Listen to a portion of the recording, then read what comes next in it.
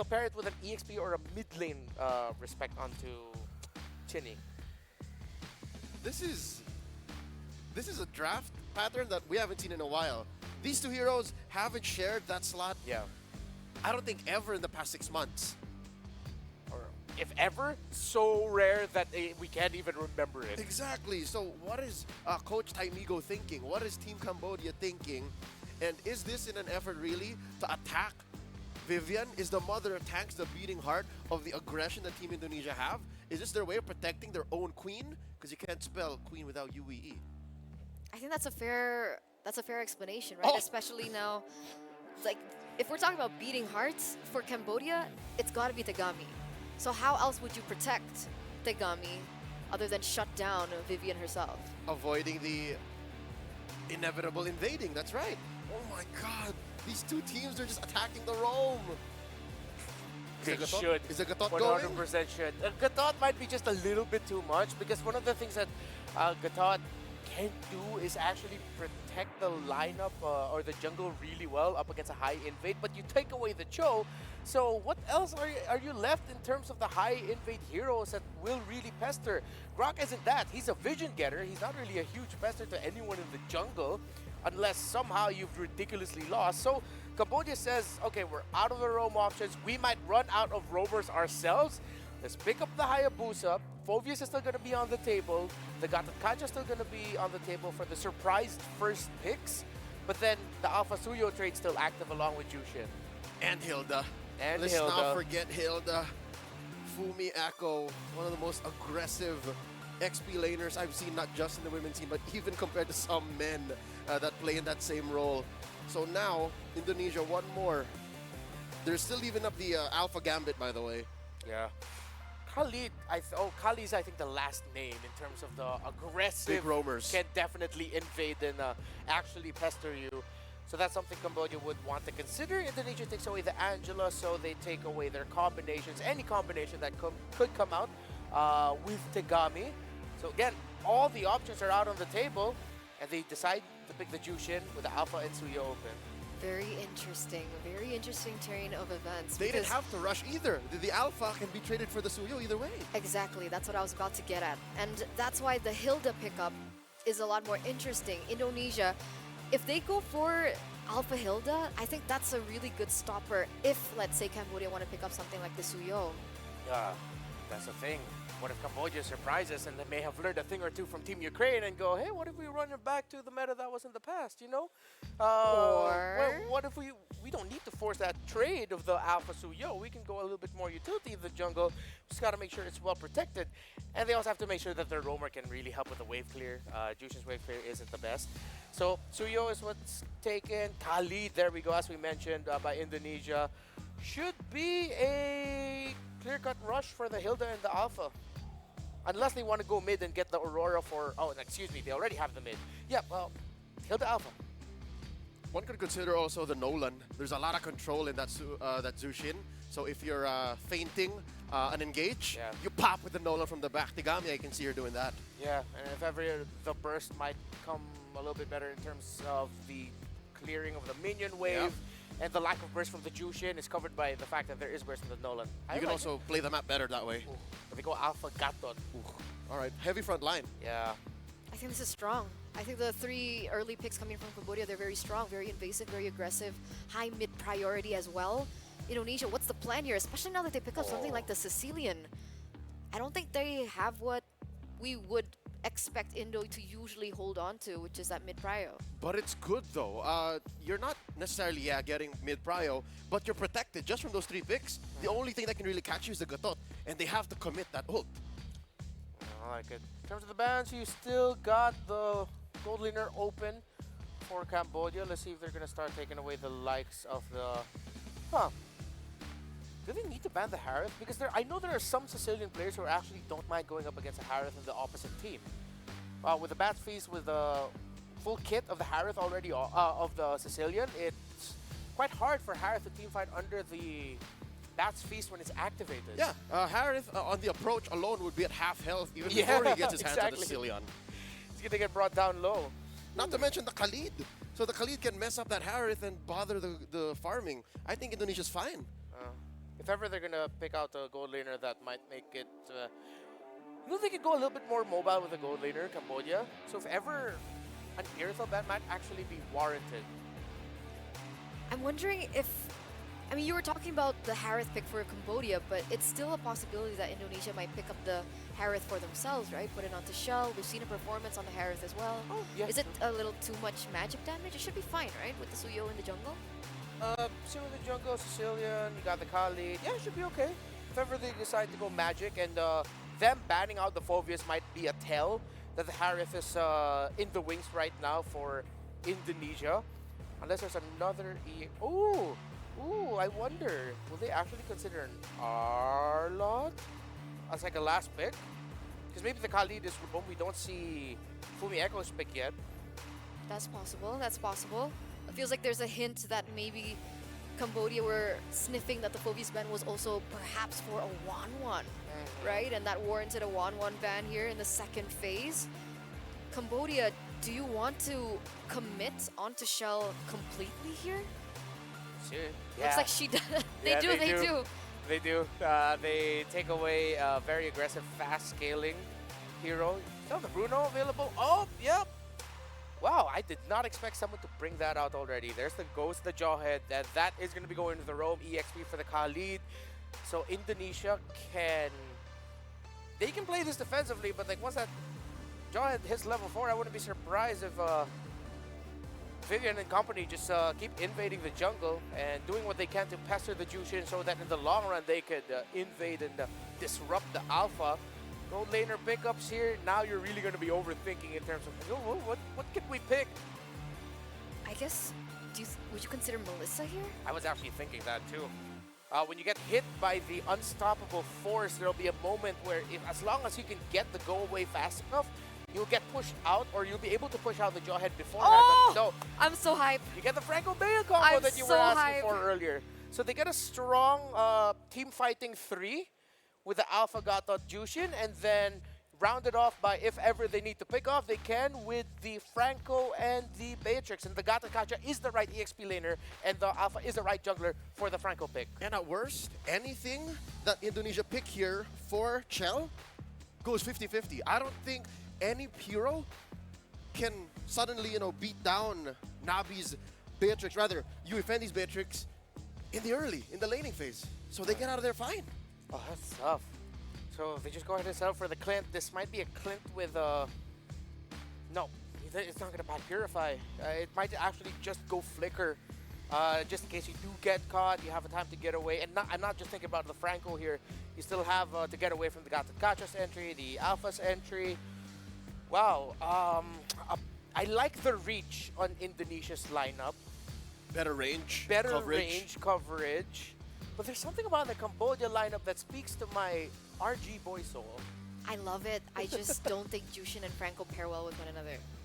I think the composition that the Franco requires would be with something with a little bit more burst that the Jushin does not offer. Technically, of course, there is the Beatrix, but wouldn't it be a lot more well-rounded if, let's say, it wasn't the Jushin? So, in effect, they doubled the way to catch Team Indonesia, but not enough of the payoff. So there are going to be many moments in team fights and skirmishes where we can get you, but not kill you. I don't know what they're going to do with that space. Yeah, the difficult thing about the Cambodia lineup, which I'm liking right now, is that the jungler cannot have that big of a deficit. If ever they're losing the early game, it's not a bad loss. It's still very close enough to catch up. And the Matrix cannot lose lane significantly. They have to keep this close if they're coming in from a deficit. I agree. There's a lot of more winning conditions that need to be served, ladies and gentlemen, as we enter for the first game in our best of 3 between Indonesia and Cambodia. Mirko, Naisu, are you guys ready? Ready, we are. Eterna, Renmar, Leo. Great to have you guys break down this matchup because, yeah, this is now a best of 3. We're in the upper semis, and we're going to find out which team, obviously, is going to be moving forward to that grand final spot shortly because we're down to 2 days, man. That's all we've got left here to wrap things up for the WEC 2024 for IESF.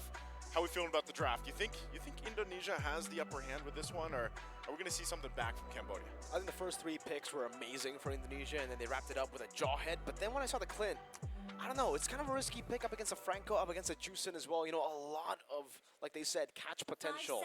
And on the Clint, yeah, it's going to be a flicker almost every single time. Well, we'll find out this time around. Again, a lot can happen here with the adjustments because you got a best of 3. No more best of 1s here. And we'll see which team gets the upper hand. It looks like we're going to have a little time to break things down too. Taking a quick look at those emblems. I'm looking. You know what? I love this every single time we do see that Franco pop up. And there was a time before where Franco was like a mainstay in the roam. You get a focusing mark emblem too.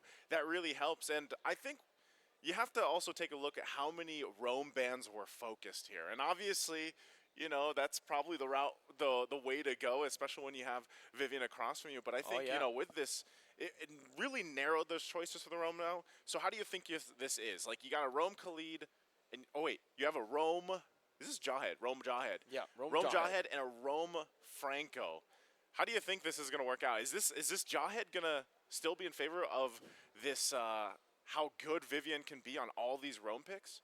I think it really depends. It becomes a skill matchup in a way, right? Because the Franco can definitely open up the map in a safer way. Usually when we're talking about traditional roamers like a Tigreal, say you're going up against a Jawhead with these initiators who just, not just initiators, but even like picks like the Hylos who need to walk up and face check, it'll be kind of difficult. You get ejected, you get bursted down before you can even do anything. Yeah. Franco though, throw random hooks into bushes, just try to speculate and assume where the Jawhead is. If you get the Jawhead, you can try to burst them down quick. And I think that's where Indonesia actually has advantage right now. Early game damage, instant burst, very, very easy to get. For the Beatrix, you have to wait for Franco to get level 4, Beatrix to get level 4, and maybe even the BOD before they can actually start one-shotting people, right? So there are certain conditions definitely for Cambodia to hit. But I think the Alpha should be able to, maybe not burst, but utilize the hook as a threat already. You get hooked, you still have to be very careful that the Alpha can just take you down. Alpha with Hunter Strike alone can deal a whole lot of damage. I think right now, I really like the fact that we are seeing the focusing mark. For the longest time, I think in IESF, WEC24 and MLBB, every time we see a Franco, we see Concussive Blast get picked up instead of the focusing mark. And mostly it's because usually you're not paired up with the Juicin. I really like the Juicin together with the Franco here is because usually on the Franco, you're kind of, here, on Franco, focus on what you're good at. Focus on hooking. Focus on getting that focusing mark on people. If you have to go Concussive Blast, sometimes it's just weird. You have to be the one that clears lane. You want to stay in bushes. You want to be hidden. So with the Juicin, it allows the Franco to be Franco. Juicin can, obviously, with the changes in the patch, now not needing mana to clear out waves, is crazy when it comes to just zoning and soul laning.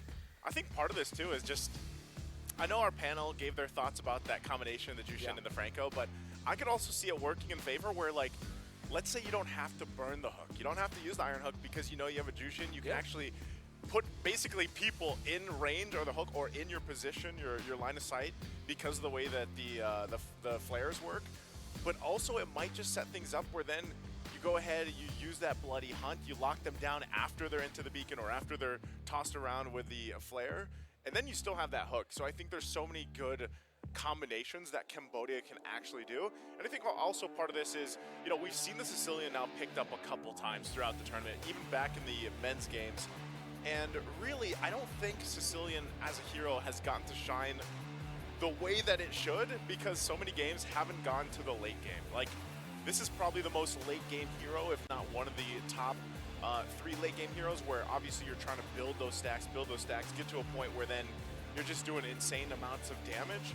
And so I think you have a time for both lineups to really shine. And honestly, for Cambodia, if they play their cards right, I could see them getting control of the early game.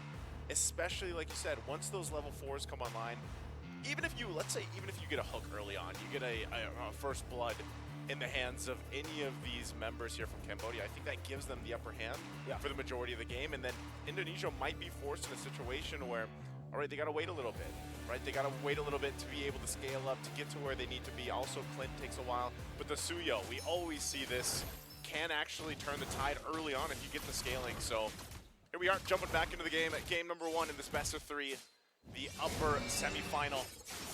We'll find out, too, once again, too, with the Vival playing the Suyo, the rotation's obviously going to be important. You can see Vivian getting that early start on the purple buff. So this is all these little things that Indonesia does, and you'll see other players do this too. Even this kind of aggression and pressure on the opponent's purple buff that really stack up and leads to those minor leads in the game. It's definitely a bit tougher to do that up against an alpha, right? We saw that yesterday, I believe, up against Hayabusa. So it was definitely an easier road to start in neutralizing a bit of that clear threat. You can see Uwe here trying to go and, again, assuming where Vivian is. Oh, not Iron Hooks. Good zoning from Vivian. Up with the ejector, disengaging, Sanguine Claws as well as Vivo just steals away the camp. So Vivo on the Suyo already a level ahead now. And I do want to talk about this, Naisu. This is something that I've been talking about with a few coaches that I know personally. What's and this that? is like kind of a hidden tech. Are you Franco gonna- and Kaja. Yeah? With Gata Kacha. It's such a good combination. Ejector, flicker, Vivian finding it to purify a bit late, and Nabi will fall down to the missiles of Vivian. That's first blood over to Indonesia. But to talk about that again, you hook or you get that divine judgment. Yeah. Boom, AOG. Anyone tries to cancel it, you get Dude, caught. It's that's what I'm saying. Like the combination of what they can bring to the table here in this draft is there's so many options that they can use for Cambodia, but the fact too that they've got to watch out for Vivian. Vivian knows that all her roam picks basically got banned out. Well, she still got the Jawhead. She still makes use of it, and you saw just how deadly it can be, especially when that flicker is available. She doesn't need that level 4. Yeah. Part of it is just using that ejector and throwing someone into the whims of your team. Now, you know, they get this objective that already scales in their favor. They're getting a lead, 1,000 ahead already early on. And this is where I would look to see if Cambodia can actually go ahead, play around the Franco, hopefully get a pick off. But I'm almost wondering, even with Tagami, man. Tagami, if you guys missed her performances yesterday, she was on point. And this time around, the work is cut out for her on this alpha. She should be able to go ahead and get, you know, setups that she's looking for, especially with the lineup that they have. But she's got to have a phenomenal game against what Indonesia's throwing at them already this minute, you know, 3 minutes into the game. And it's very different to the Sicilians we've seen in IESF WEC24, right? Usually when we see the Sicilians, oh no, again. Unstoppable force and the ejector, oh, the combo. Vivo was ready with the arrow, just shoots her down, and man, Nabi got Purify at the end there, but it was just too quick. Vivo's so ahead, Tagami's gonna be bursted down by just Vivo's damage. Vivian doesn't have the flicker, so luckily Tagami will still be able to escape. But again, this Sicilian, unlike the Sicilians we've seen in WEC24, she is just getting all the gold. That's such good clearing right there. You know, utilizing the Suyo plus the Sicilian. Now they're going to make their way down bot. Raging Sandstorm with a flicker to get both of them. Yui Fendi caught in the ejector. Fumieko will take a few more turret shots. Yue gets the kill. The AOG to try to save her in the bottom lane, but it's Vivo who can just blink out to safety, and they only lose Fumieko, who's again just the engager. Yeah, her whole job there was to go ahead and use that flicker, use that Sandstorm. There you go. Poke's going to land, but Yui's not going to be able to do much at all. Whoa! Again with the ejector, Yue is going to be taken down. City picks up that kill right now as Moshi gets chunked low by the bad impact as well. Yui Fendi zoned away by a Sicilian in the early game, and that's the orange buff taken away by Vivo. I just want to say, efficiency right now with the flicker here from Vivian. Every single time it's up, she's ready to make a call for a play. And that's the thing, it almost feels like this Jawhead has focusing mark. I feel like by the time she actually ejects someone backward, they're basically dead. They're already dead in the air, and that's the trouble part, especially when you can't really fight into that. Now they're going to actually try to contest this turtle here. This is troublesome. Two-man Sanguine Claw. Fumieko getting the Raging Sandstorm, even with the Purify, she isn't able to escape. Pinball gets the turtle, and everybody just gets slain here around the river. It's almost like they can't do anything at this point, Naisu. It's too big of a lead. The hook from Yue, but it will not connect. Vivian can see already, looking for the ejector again. Oh, good bloody hunt, but now you're going to be caught in everything. The quick draw too. Yui Fendi slashed down to the tier 2. Indonesia are just wreaking havoc in game 1. Yeah, 5 minutes in, it doesn't feel like they're letting up at all at this point, and they're just pressing the situation.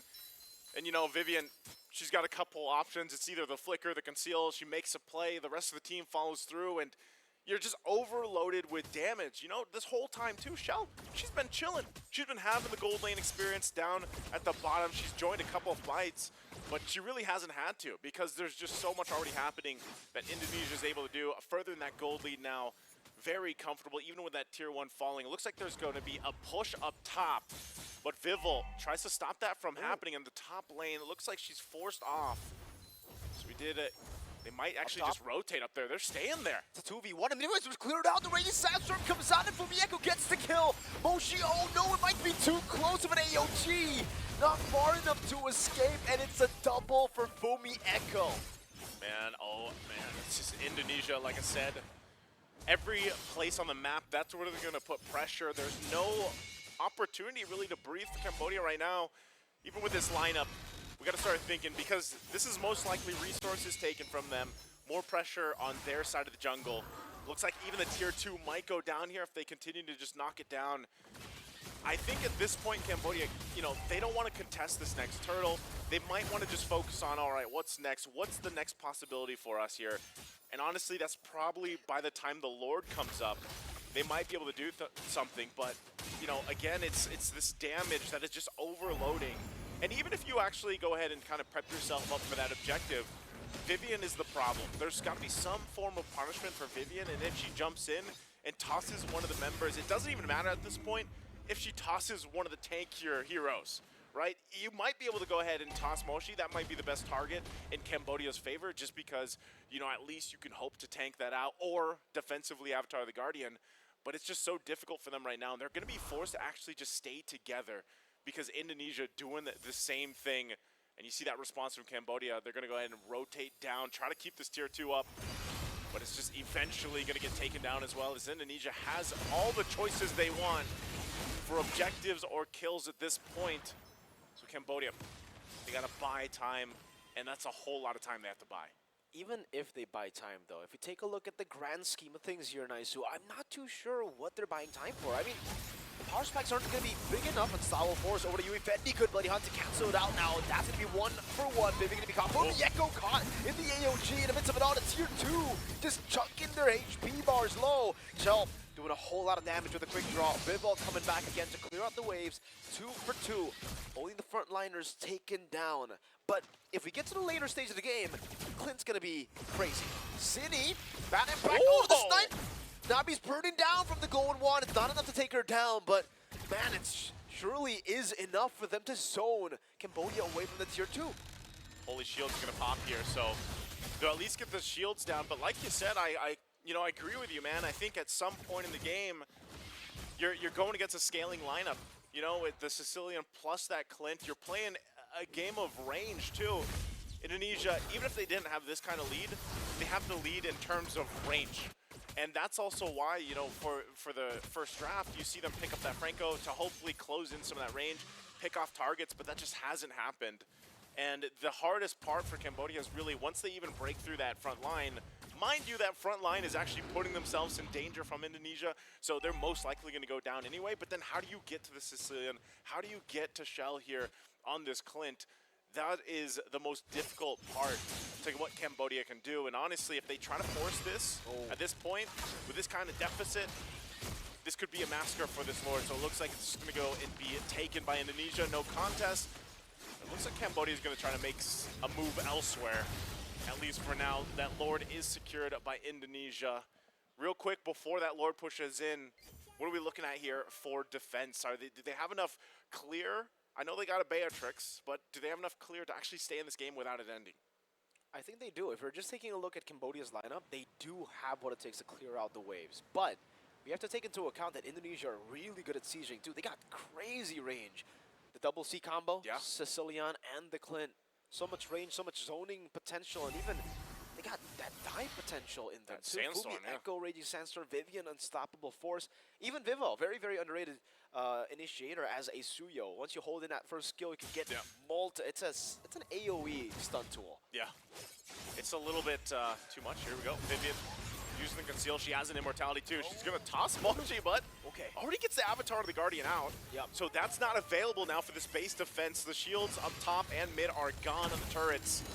And this is the siege now that we're talking about from Indonesia, from a range as well, and just whittling down the health bars of these turrets. Tagami already caught down very, very low. You can see the way that Indonesia are just sieging at the space.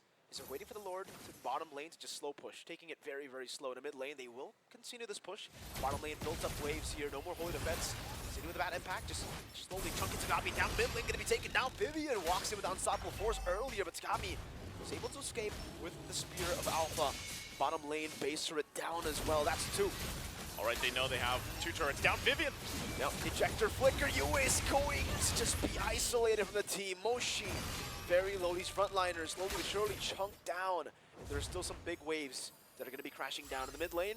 Another super minion wave onto into Cambodia. Moshi's hovering over. Nabi chunked again. Ejector ready. Good ton overreaching. Sandstorm from Mieko. Does Winter Crown stop that from happening? And a Winter Crown as well from Mieko. Responded over. Moshi gunned down from Mieko. Will be taken out. But look at the bad impact and the Sanguine Claws. On top of that, the quick draw that just chunks them too low.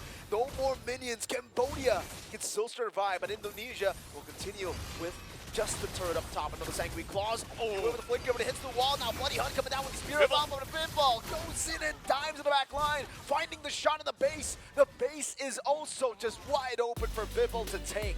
Game 1 to Indonesia. I thought there might be a moment there where Cambodia actually stayed in that game. They cleared the wave the best they could, but unfortunately, not enough to stay in it, you know, not enough to keep that game going and make it work for them. And really, when you just look at how things fell into place from start to finish, the idea was there for Cambodia. The draft was, you know, we want to go for these pickoffs. We have a Franco, we're able to do that, but it just didn't go in their favor early on. And, you know, this is, maybe you beg the question because there were so many Roam bans towards Vivian, but even a Jawhead, a hero, by the way, that you don't see too often, she still played it the same way. You know, she still played it very aggressively, able to set things up, and it's all about timing and pacing for teams like this from Indonesia, and that's what's difficult to play against. So I'm really wondering, again, we have a best of 3 here, so we'll see if they have the right adjustments for Cambodia to bring it to a game 3. So just a great performance here, once again from Indonesia. Then this is what's expected from a team like this that has had so many victories over the course of their experience and the achievements. Very clean gameplay. I love to hear our panel thoughts about game number 1. Let's throw it over to them and see what they have to say. Thank you, boys, for casting over that first game in our best of 3 series, and it's a good win and a good swing of momentum for Indonesia to perhaps make it 2-0 if the adjustments aren't made. I like how the casters put it. It needs to be quick. It needs to be quick because they only have a few minutes to really think about the game plan, because the game plan that they went in for game number 1, you know, banning out Vivian altogether, it didn't work out for them. Yeah. Came back to bite them. I feel like if the Jawhead was also one of the last second plans for Indonesia, but I'm pretty sure it was already something in their books. At the same time, I feel like that Franco was more like, we took out a lot of it. The Gatakachi's going XP. Yeah, let's go ahead and pick up Franco. And it kind of showed. Like I told you this behind the scenes, Leo, that it looked like Cambodia weren't used to going up against a Jawhead of this caliber. Yeah, no, Vivian clearly invaded their lineup. It wasn't even invading into the jungle, giving Tagami a hard time.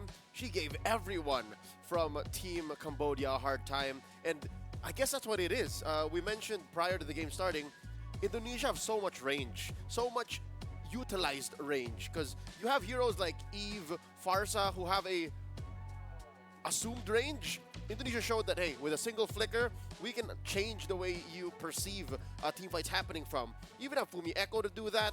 Even the Clint in Chel's hands played a very key role in, you know, making Cambodia think, can we take these fights? Should we take these fights? And back to the draft here, just a reminder, folks, the Franco and Bea came in as their last 2 picks from blue side.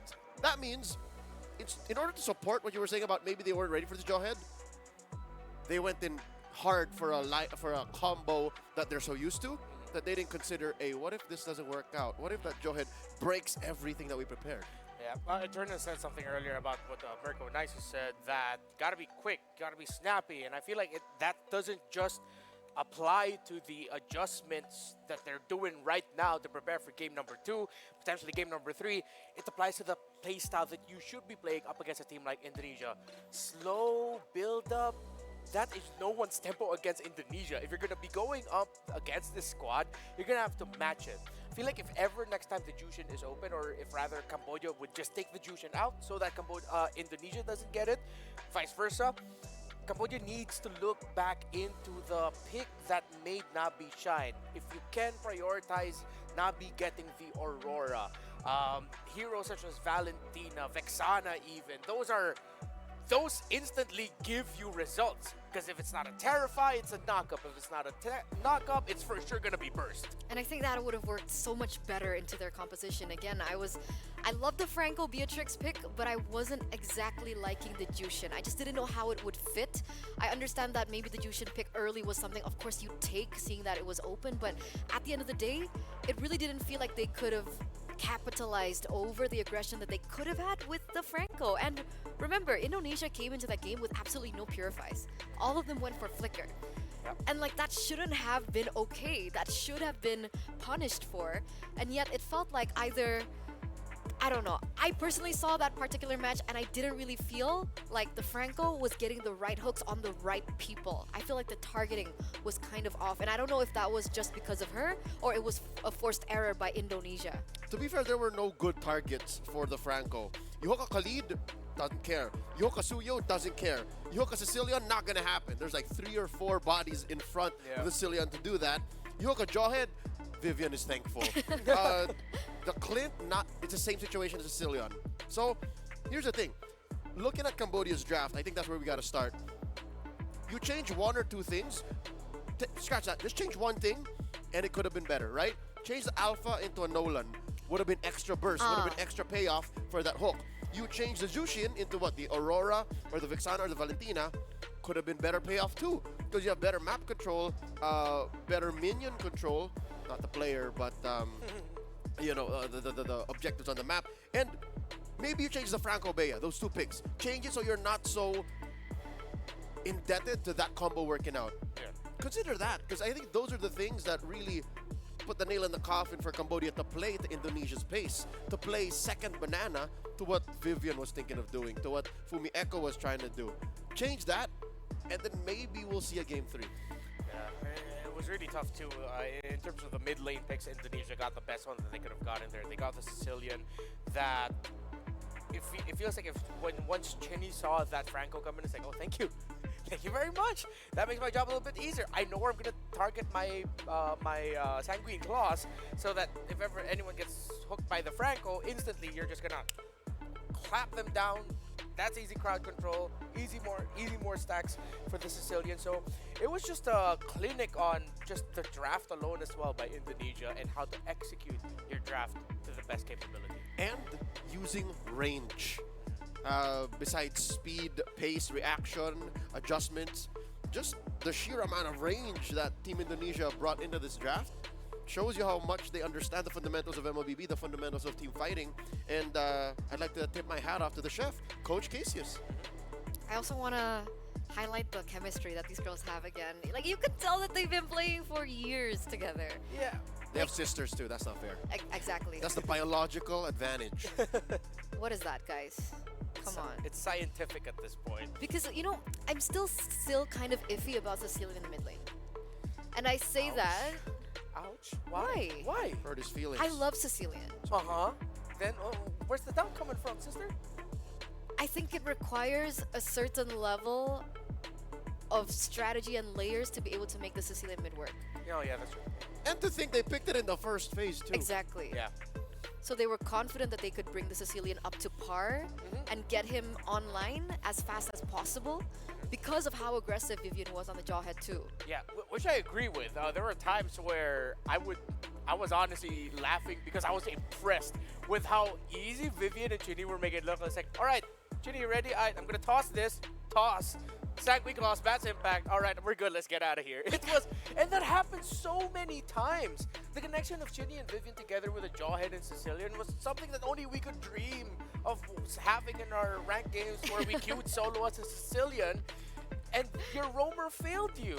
And to think, this is coming from a very real place, and to think that the bans that followed that third pick or first phase Sicilian weren't there necessarily to protect the Sicilian. That's how far ahead Team Indonesia thought about the Sicilian and how well they were going to execute with it. Because, quick reminder, those bans were the Hilda and the Phovius. Those were more to protect Vival. Those were more to protect even Chell. So that means they rarely have to worry about Chinny. Chinny, day after day after day, has been showing us that, hey, whatever I bring into the mid, you would have to think twice to doubt me, because that's what I said about the Lunox. You like the Lunox mid. I was like, no. 4 out of 5 Lunox's mid disappoint. 4 out of 5 Lunox mids end in tear shed. But whenever she picks a mid laner that even Eterna would doubt, she's like, no, check it out. If we had the MVPs in WEC24, I would give it to her here. It's not okay, guys. It's not okay. What's not okay? Just how this has been going on. Because, again, like the composition, like even Mirko mentioned it as we threw it to him. Like the Clint pick into the Beatrix, and mind you, Clint in a composition against all the dive coming in from Cambodia. No option for Purify at all, right? We've never seen a Clint go Purify. It's not something that we see often. And yet she was not punished at all. Yeah, which again, How? it begs to show, or it does show what we've been saying over and over again about Team Indonesia, that especially if you don't want to look at the entire team, fine. Look at one part of the map, look at one portion of the Lanadon, look at the center, look at the roam, the mid, and the jungle. That even if you, for a second, just go Fumieko, Shell, respectfully, let's look at the center first, bang. You lose because just how good they are, their chemistry. Cambodia, again, not counting out the fact that they can make a comeback here, they're just gonna have to, number one, maybe not to overly aggressively go after Vivian without a great backup plan. That's what it felt like in that first one. I like the Cho ban, I like the high loss ban, but they didn't have the right roam pick to protect their jungle. To rephrase that, just respect Vivian in a different way. You don't have to give so much respect to her in the draft. Make sure that whatever your plan is addresses her. Not just take out heroes and then suddenly, all right, this is what we're going to do. So be fluid with your solution. Be fluid with your approach. Going in this game, I think Cambodia learned their lesson, because instead they will ban the Jushin and then come at it from a different angle. I'm hoping that that's what happens. Yeah. I was about to say, like, they can't do it now, right? Because now they're on completely different sides. Indonesia now are on blue, and Cambodia are now on the red. So even if they want to go for respect bans, maybe it'll come earlier, seeing as we do see the chip being banned out from Indonesia's side. So maybe there is room for that respect ban to come through. Yeah, for me, I'm still going to go with what I suggested. Number one, for Cambodia, if you can, open up the Alpha Suyo trade so that you... No, never mind. Okay, give the Alpha Out the to window. Indonesia. Give the Alpha into Indonesia. Play That's Nolan. fine. Play Nolan, pick that up third, but get a high loss and Aurora on you. What about the Hayabusa? Would The you choose a Hayabusa over Nolan or Nolan over Hayabusa for Cambodia? It depends what... if it's the Alpha on the other side, you would want to get the Nolan. Yeah. So more times you would go Nolan.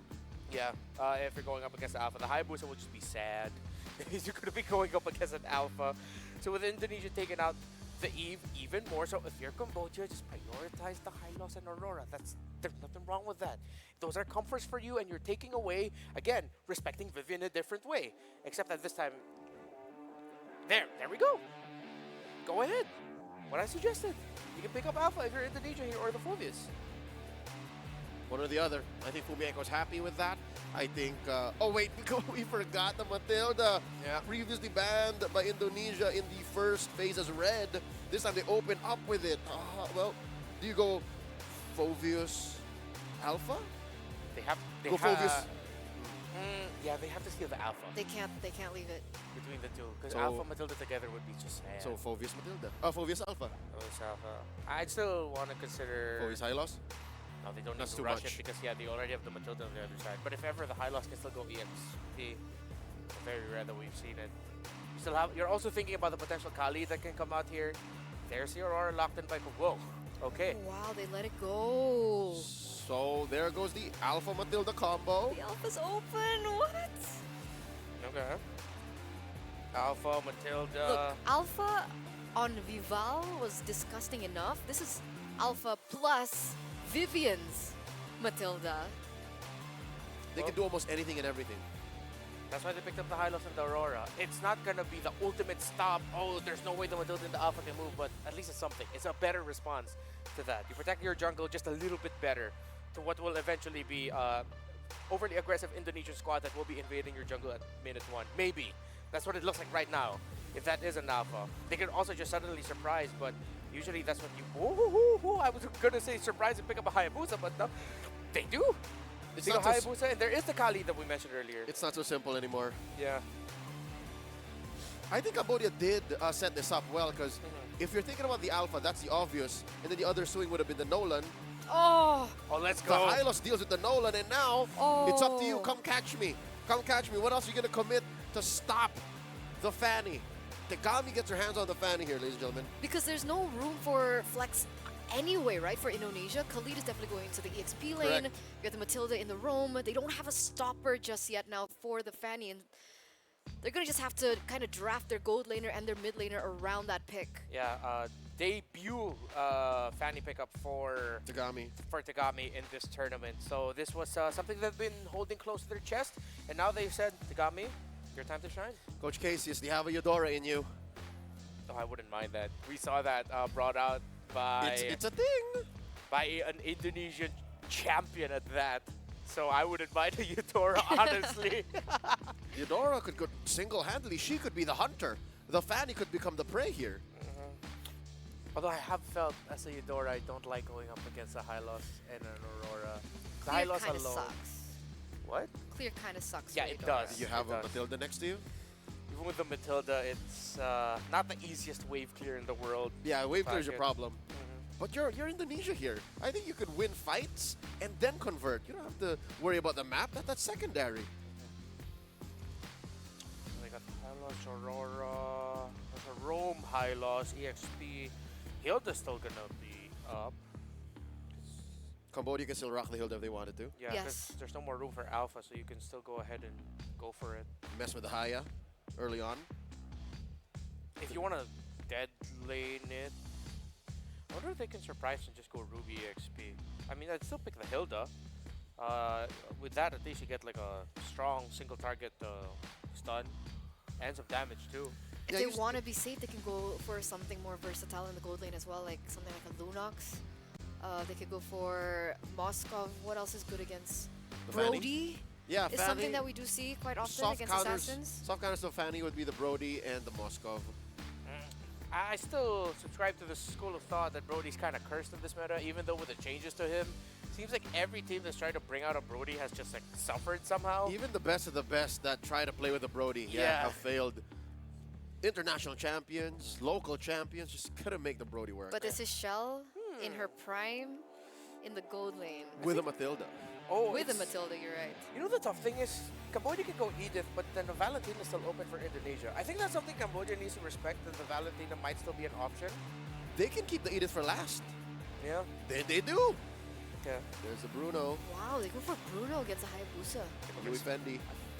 Part of me feels like that's respect to Shell, with what Shell was able to bring out. Hearthgone, Maiden on the board. Clint, I would not want to use a Clint up against The Fanny. Yeah, So- you know what? Just go Batrix again. Or Moskov. Oh, yeah. I mean, the automatic response. If there's a Fanny on the other side, you go Moscow. Oh! Oh, okay. All right. My two picks, guys! My two picks from the group stage! We alluded to this in the opening of WEC24 Women's MLBB. They recently buffed Kadira. And what do we see in Shell's hands? There's the There's a Moskov. Moskov. Ooh. Right in. I like it. It's aggressive, faster. But yeah, it's fast. That's what I'm feeling again from this lineup of Indonesia. It is fast. In your face. Yeah, and now part of me is saying now this might not be a good time for Edith because she's slow. They need something a little bit more oomph right away. What is that? What is the answer to that? Phobius? What else do we have? They can still... Oh, They go. Phoebus won't even be able to jump. Like, Yeah. there's very little jump. Even Arlot's tough here. Franco? Oh, that's They can't Hylos do roam that. for sure, right? So Yuzong, Terizla, Xborg. What else is good? Oh, So it was an Real. XP Hylos. they made it XP instead. Okay. Sort of dead lane against a Khalid, but a little bit slower. It's like you just stand there, get hit, and then Khalid sails away while you're still clearing minion waves. But at least they get a high source of crowd control in the mid. Yeah, very high crowd control focused lineup. But there's a lot of CC coming in from Team Cambodia. Yeah. But Indonesia have the tools to respond to that. Yeah. I see a lot of them just overshooting and then just waiting for their cores to get into position. Whoever can do that better and line them up, knock them out like pins when you're playing bowling, will get the dub. But I give Indonesia the edge here. I might be investing too much in that Matilda, but this is still Vivian we're talking about. Yeah, and it is still Matilda that we're talking about, so I gotta agree with you. As much as I like the sequencing that came out of Cambodia, the fact that it's Vivian and Matilda, that's terrifying. And a Kadita from an Indonesian team, oof. There you go. Debut Kadita for WEC, ladies and gentlemen, right now, as well as a debut pick in the Fanny for Tegami. Let's see how this all unravels and who will be able to get this game at number 2. We're going to throw it over to our casters, Naisu Mirko. Take it away. Thank you, panel, for breaking down our draft here for game number 2. What did Renmar say? The Kadita. Oof. Where's this hero from? Kadita is from Indonesia. That's true. Not to second guess, but yes, it's from Indonesia. And this is interesting because I think same thing. You know, we did get a glimpse at how good Tegami can be on these assassin picks. We know that she likes to go for them.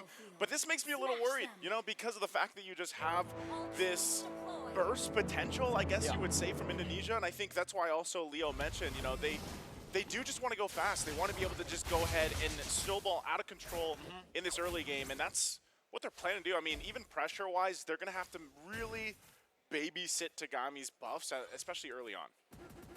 It's going to be real tough. We were talking about a possible maybe after the Matilda first pick, an Alpha plus the Hilda, right? That would definitely stop any assassin that Cambodia would try to utilize here. And the fact that they go for the Hayabusa, and then after that, the Kadita, it just really shows you that Indonesia are just feeling it, man. They're really confident right now. After game number 1, how do we say that they're not confident? They got that game in a full kind of domination way. So, I don't know. For them, it's all just about comfort at this point, right? Cine, this is one of the picks that has given her so much success in the past. So, it's Cine on a comfort pick. It's Viva on a comfort pick, too, on the Hayabusa. Both lethal ignitions, like they said, they just want to play super fast, super aggressive from the start.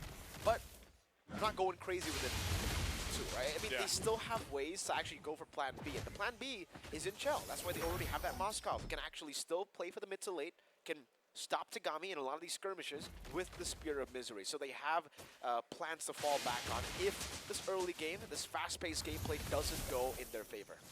I almost see, you know, if you want it to be in your favor too, you're going to have to go ahead and get the scaling going, the momentum going. Wow, under the turret.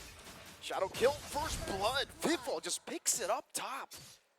As I was saying, you know, you want to be able to get the momentum going and get things going, especially when you have a Fanny. But as soon as I say that, Vivo goes and makes her own play up top.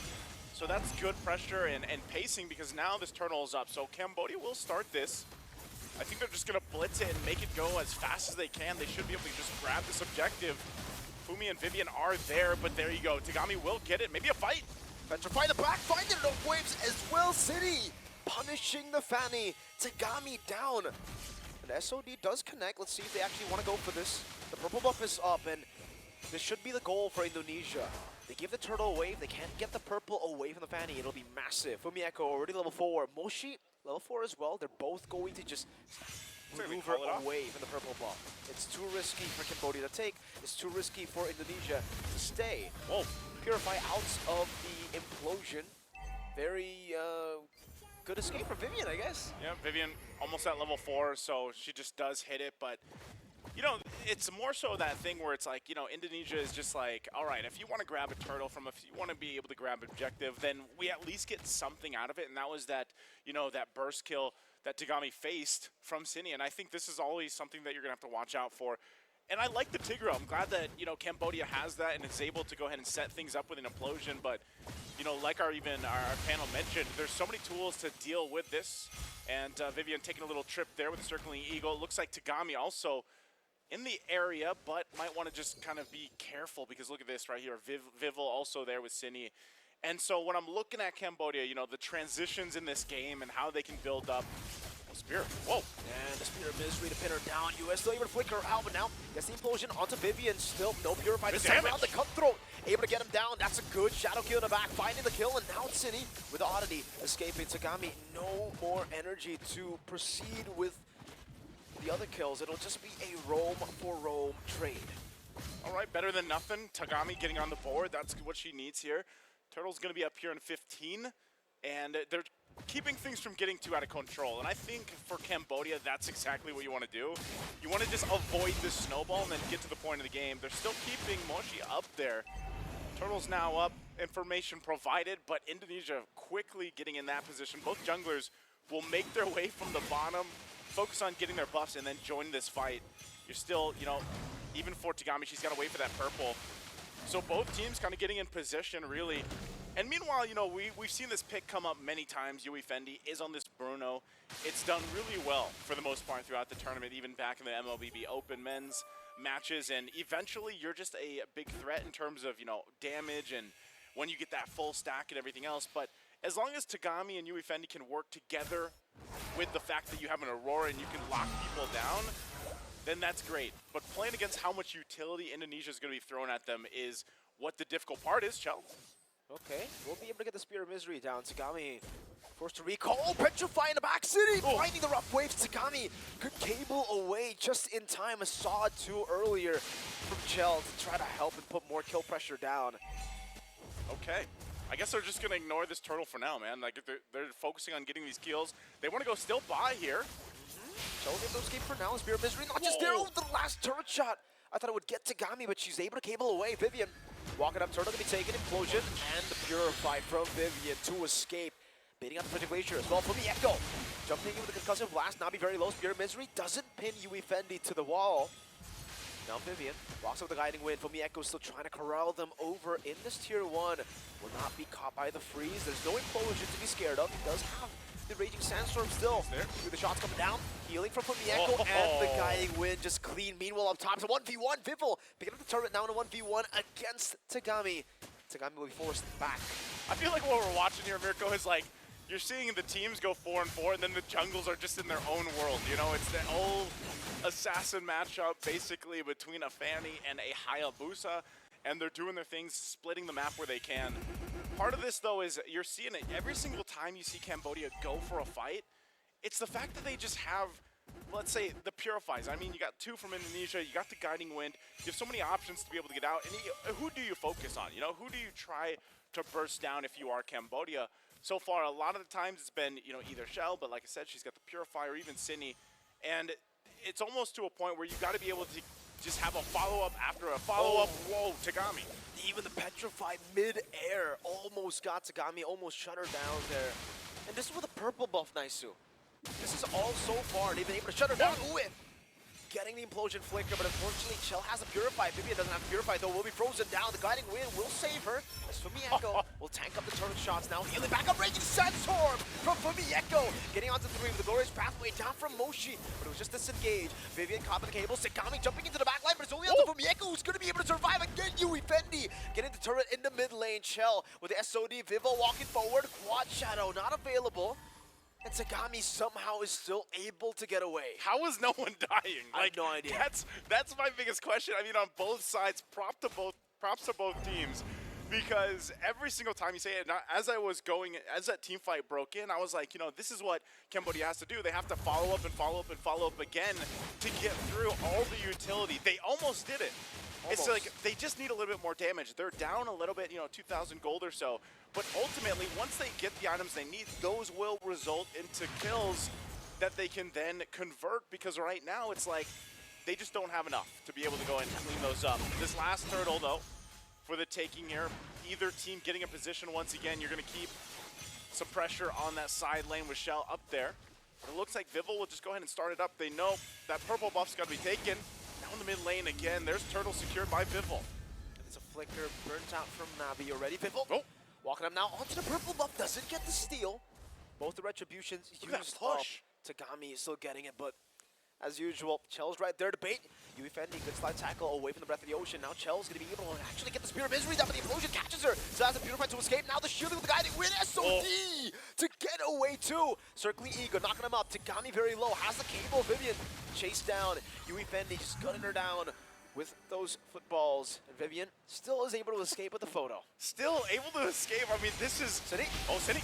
Petrifying the rough waves, gets the passive down. The Frigid Glacier baited out. Vivil. Ecto Vivo with a shadow kill. Assassinating both Hue and Nabi. Very just well layered. Again, with the escapes that are happening, baiting Cambodia to force the fight. Fumi in trouble a little bit, but can heal up if she needs to. And, you know, this is where you're in a situation for Cambodia. I mean, I just mentioned the 2,000 gold deficit earlier on. Now it's ballooned up, you know, 6,000 gold because of what's happened here. And even just the macro level of play that Indonesia is doing, pushing these tier 2 turrets even, and working on that way. Cambodia really doesn't have an option. They have to be able to go and fight, and they've been doing that. It's just, again, capitalizing on those fights, capitalizing on the fact that you are able to burn some of the purifies from Indonesia. Oh, no. Wow. Shadow kill, passive, this time not there to save Nabi. So, Does she have a Sky Piercer?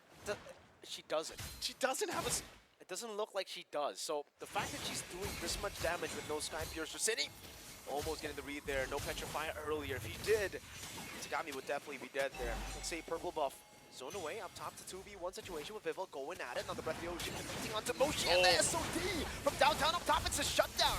Hayabusa taken out. Vival gonna be assassinated. Meanwhile, Spirit of Misery catches Tagami into the Breath of the Ocean. The purple buff gets taken. So both assassins falling. Both assassins going down, but Indonesia just continuing to control and further the gold lead they had. Great response though from Cambodia, at least to push in that tier 2. They get it, and that's a good amount of gold too. You know, that they were able to get down. Mid lane still in trouble though. They try to hold on to this mid turret. Lord is up, and with Cambodia losing another turret here in the mid lane, they're gonna try possibly to get information that they need, but this will get spotted out here. Yui, she's gonna wait there. Obviously waiting for the rest of the team. She doesn't have an implosion shell. Oh. She does have the flicker and ends up being a very, very wasteful flicker there. So yeah, there is no Sky Piercer there for Vival. She's just doing that much damage with the Endless Battle. It's just Malefic raw Roar. damage, bro. Raw damage.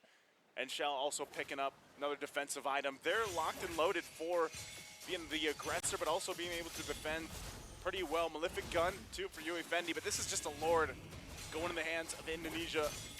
So Cambodia will have to go and get ready for a defense. Now, their defense can be pretty good, even when that flicker is going to be available from Yui with the implosion, but right now, this is tough, man.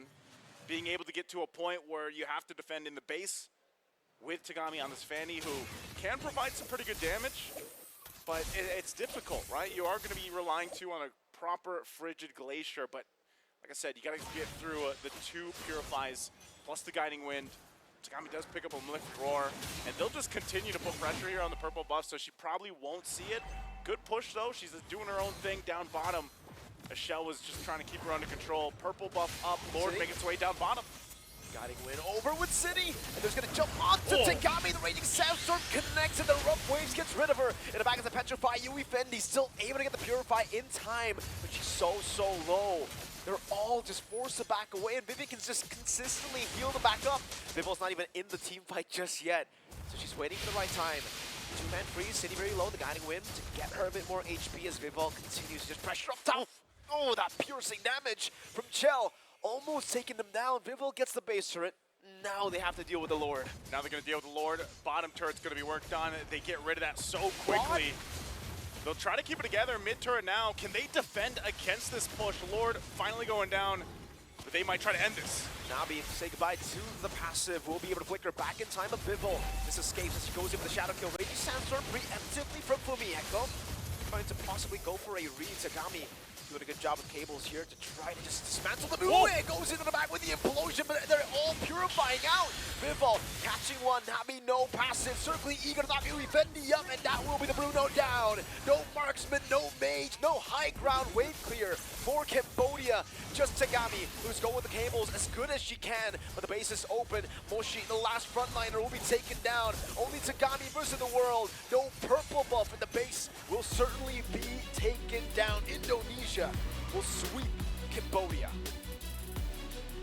Coming out clean once again in game number 2, Indonesia. Assassin versus assassin in the jungle, but man, we saw the level of play that they bring, these ladies. Always on point across the board. Able to put pressure where they need to, focus on the objectives where they need to, and just fight if they want to, really. Yep. And again, they will go move forward, I believe. Again, with this sweep, upper semis here, they go to that grand final spot. This is great, man. Again, you know, just seeing this kind of level of play, and for Cambodia too, like, you want to be able to see that improvement from game to game, and I would say they've had it. You know, their journey so far up to this point, they still have games ahead of them, but the thing is, the improvements have been there from Cambodia. You're going against a team like Indonesia that is just known in the entire world of MLBB women for their dominance. You know, this is basically the final boss.